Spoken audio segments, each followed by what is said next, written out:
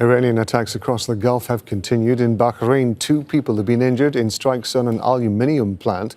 An Iranian attack damaged a radar system at Kuwait International Airport on Saturday. Here in Doha, the Qatari Defense Ministry says a number of drones launched by Iran were intercepted on Saturday. And the UAE and Ukraine have denied earlier Iranian claims that it had destroyed a facility housing Ukrainian anti-drone systems in the United Arab Emirates. Zein Basravi is in Dubai for us, so no let-up in the attacks across the Gulf. That is correct. These attacks seem to blend seamlessly from one day to the next. Here in the UAE, last night people went to sleep after hearing the alerts on their phones, the sounds of alarms warning of air raids. And this morning, once again, that's what people have been waking up to as well. The Ministry of Defense confirming that it has been, since last night, confronting incoming threats from Iran. A similar story in Kuwait, air raid sirens and alerts at night. And again this morning, the Kuwaiti military saying that there were some 15 drone attacks on the country on Saturday, and one of them caused that fire to break out at the airport that you mentioned. And all this today, after the last 24 hours that you talked about, seeing multiple attacks across the GCC. It's been so numerous in recent days that it's safe to say there hasn't been a single country in the GCC that has not come under attack from Iran in the last week or so. We were mentioning aluminium plants in Bahrain and the UAE have been hit. How important are these facilities and how much damage was done?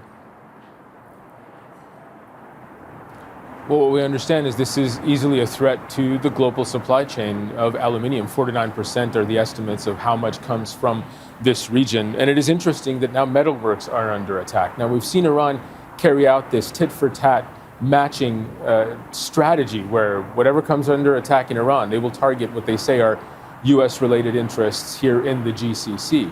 We've seen that with energy infrastructure. We've seen that with civil infrastructure. We've seen that with oil and gas.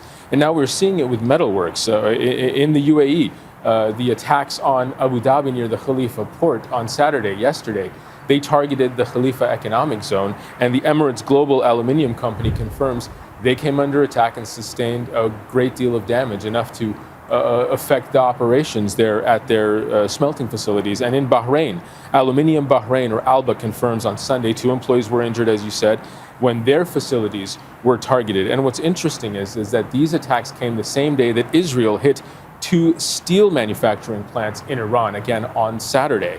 And the concern is that these tit-for-tat attacks will carry on as long as this conflict carries on. Whenever anything is hit in Iran by Israel or the United States, the GCC has faced retaliation, and the worry for people is that will keep happening. That concern is certainly coming to a fine point now, especially with CENTCOM announcing that thousands of U.S. Marines have arrived in the Middle East, 3,500 additional troops arriving aboard the USS Tripoli, including Marines and sailors. And there is talk in the U.S. media that there is military preparation, that the U.S. military is preparing for the possibility of ground operations in Iran, something that is a serious escalation of what already has been for the last month, one escalation after another. And here in the GCC, that will be of great concern, looking at what Iran has done in retaliation anytime it's come under any kind of attack. Zein Basravi in Dubai. Zein, thank you very much indeed.